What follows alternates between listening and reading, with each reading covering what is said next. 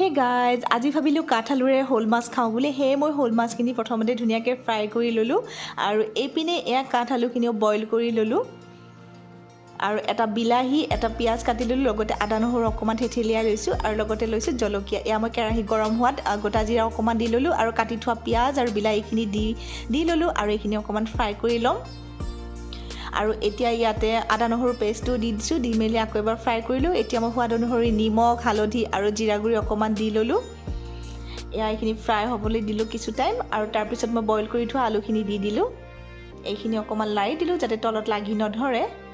আৰু এতিয়া মই অকণমান পানী দি দিছোঁ পানীটো কিন্তু একেবাৰতে দি থোৱা নাই পানী অকণমান অকণমানকৈ দি লৈছোঁ আৰু এতিয়া মই যিখিনি ফ্ৰাই কৰি থোৱা মাছ আছিলে সেইখিনি ইয়াতে দি দিলোঁ একেবাৰে ইজি হয় পটককৈ হৈ গ'ল এয়া শেষত মই দি দিলোঁ ধনিয়া খাবলৈ কিন্তু বহুত বেছি টেষ্টি হৈছিলে এনেও কাঠআলু এনেও শ'ল মাছটো মোৰ বহুত বেছি ফেভৰেট হয় বাই বাই